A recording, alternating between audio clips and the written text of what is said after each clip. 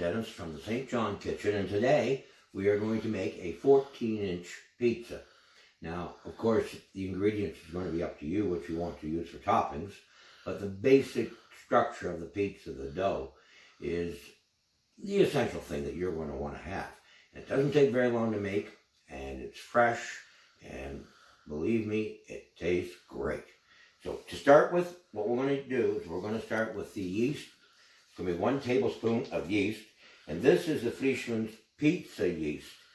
And I recommend, if you can get it, to pick it up, because it's the best one to use. It does add a different flavor a little bit, and it's much more like the authentic pizza yeast would be.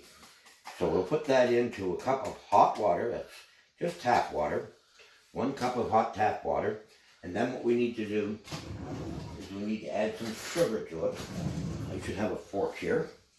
And the amount of sugar that goes into that is 1 teaspoon of your regular white sugar.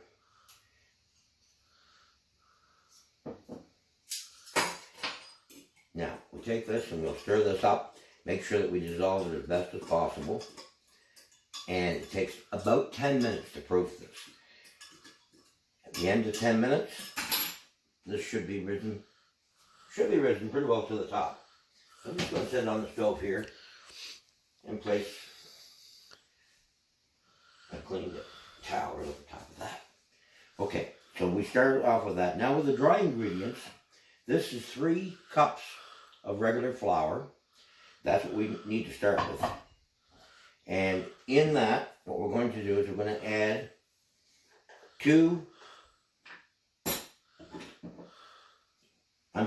it's going to be 1 teaspoon of salt. So we have a teaspoon of salt, and here's the 2 tablespoonfuls of vegetable oil.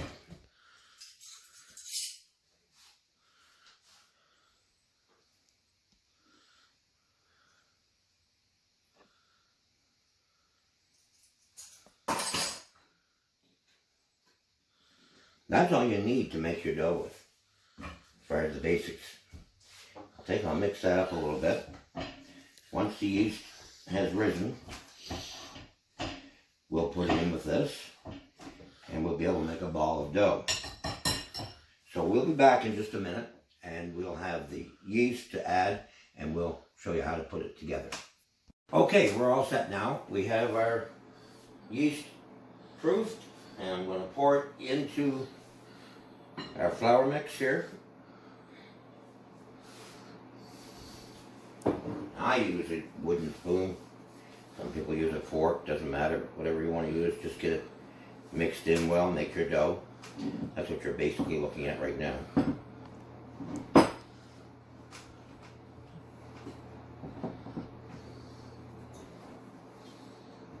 All we're trying to do is just make a ball out of it.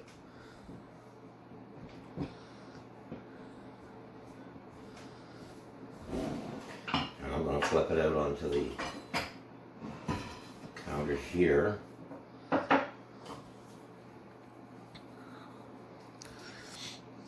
Just so I can work it a little bit more.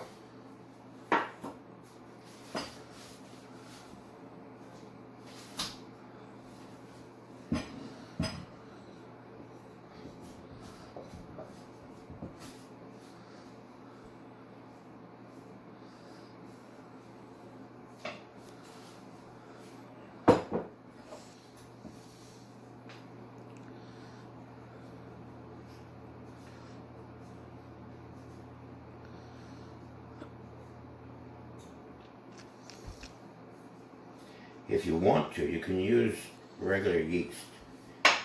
That's what most people used to use anyhow.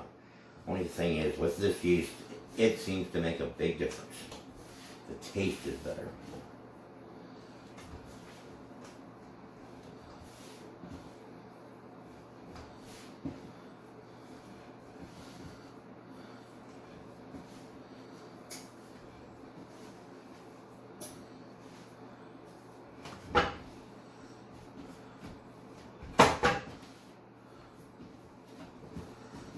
Now,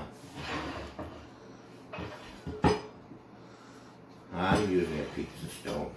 You don't have to use a pizza stone. You can use a pizza pan if you want to. And what I've got here is some cornmeal. Makes it, again, a little bit more of the right texture underneath. And we'll put the dough out.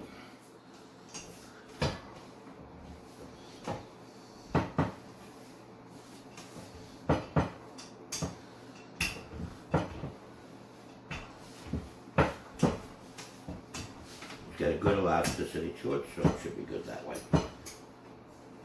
Just work it out until you get it to the sides of your dish that you're doing it on.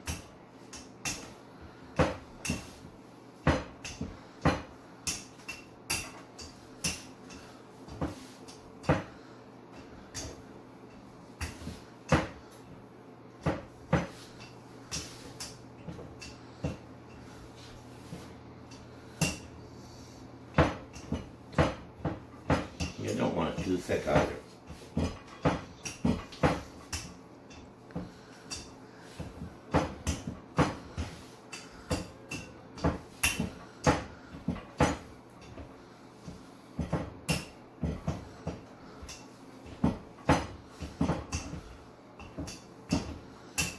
Now I have it outside the edge a little bit, so I'll take a knife.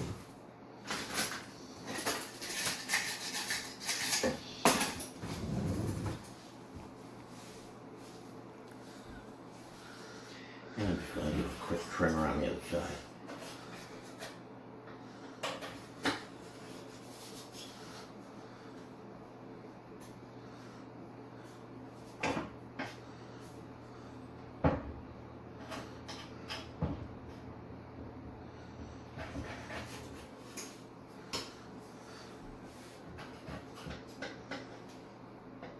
It won't taste one bit better, but it'll look good.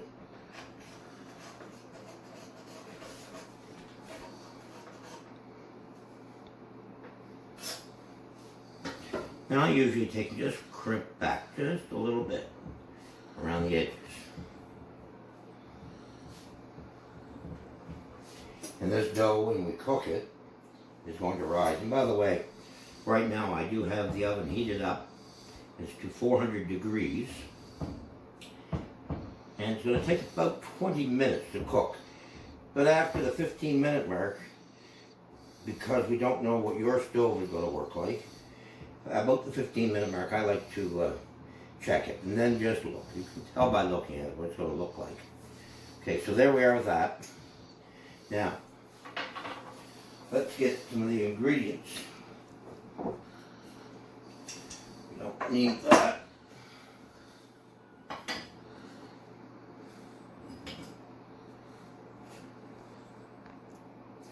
Now, for the ingredients, what we have here is we have a sausage.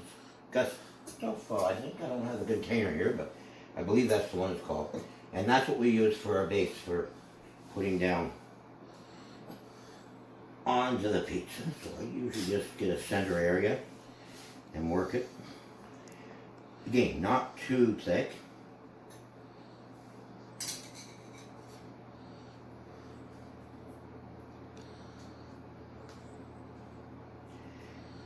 Now in advance, in the essence of time, I've already cut up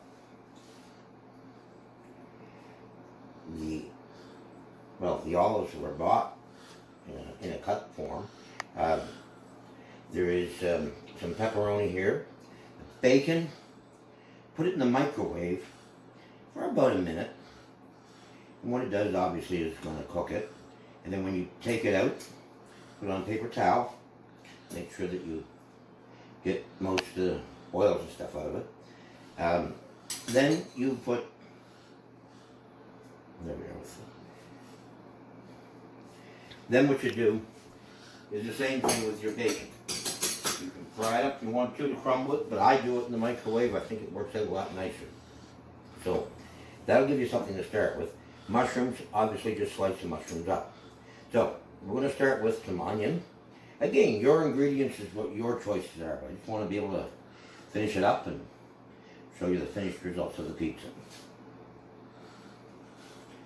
Just spread them out wherever you think you want them, if it's somebody that doesn't like onions and you do, put them on half. That's how you'd order it, so you might as well do it yourself that way. Now I have some green olives here. Spread them out as much as possible.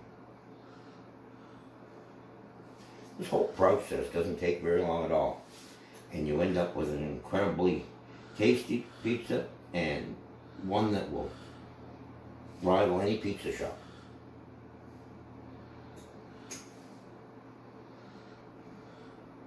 Now I have some black olives here. Again, by your taste, what you like.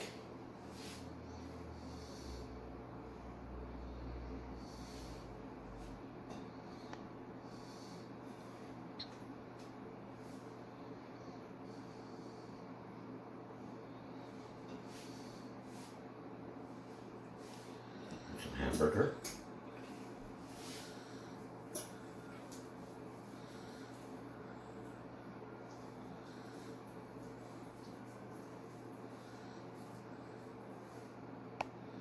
Try to keep it fairly fine. You don't need great big chunks.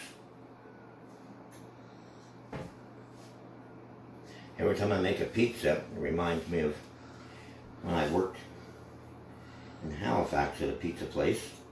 And I was just doing deliveries and making up the boxes and whatever. But when I was there was an old lady that she stood in the window. It was called Chanticleer Pizza. And she stood in the window area where anybody walking by could see her doing it.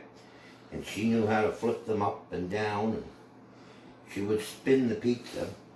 She tried to show me how to do it. That was a foolish move. Every time I make a pizza now, I think of her. That place is long gone, I'm sure so she would be also. That was back in the early 70s. Some bacon on it. The better you spread it around, the better your result.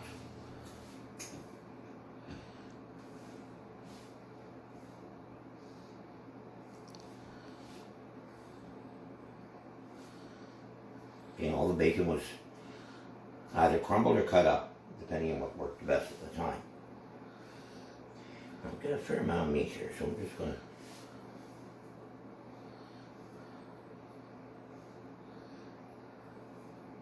it's a little thicker than I would use normally.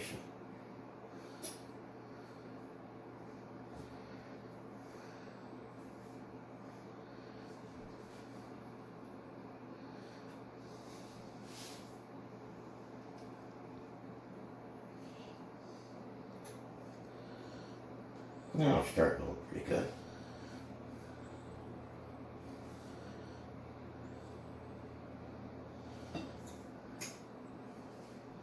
Mushrooms. Again, they're all cut.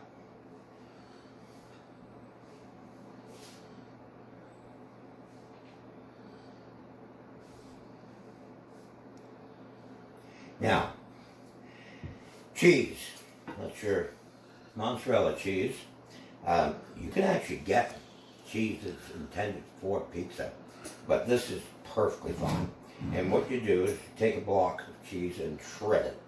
I think it's 580 grams is the block that we use on this one. And just, again, try to start from the outside, what you do with this one. And go around the outside edges of it.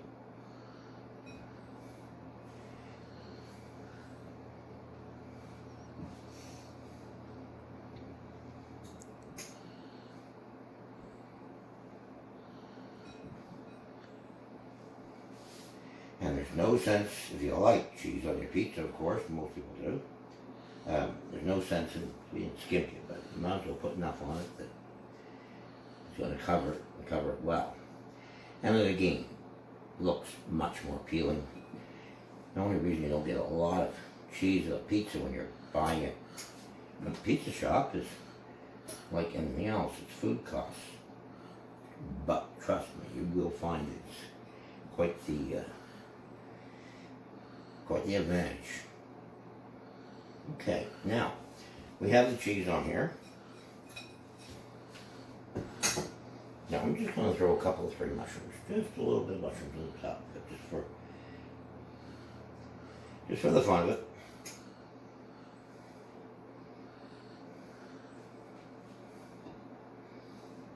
My little remnant pieces that I happen to have here.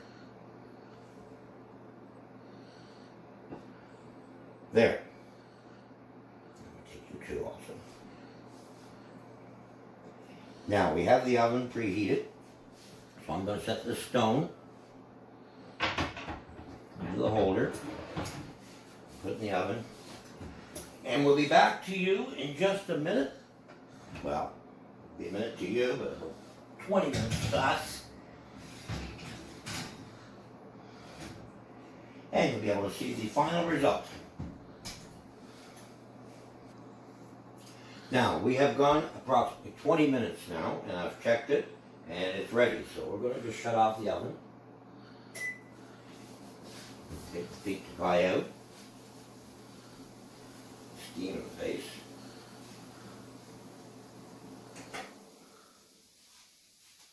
Now, take the famous pizza guy here. Better use a glove. A mitt, rather. I always cut them when they're hot. Some people prefer to do it when it's cold.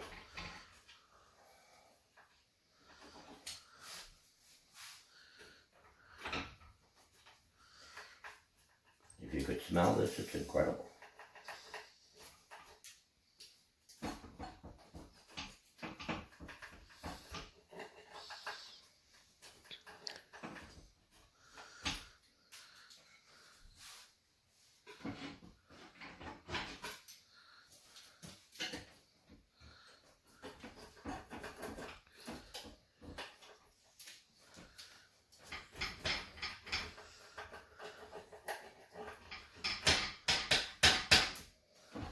There we are.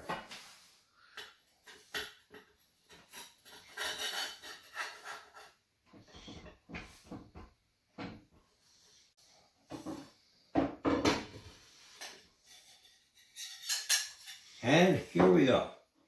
We have a pizza, and it's good. Thank you for watching the video, and I'm Dennis from the St. John Kitchen.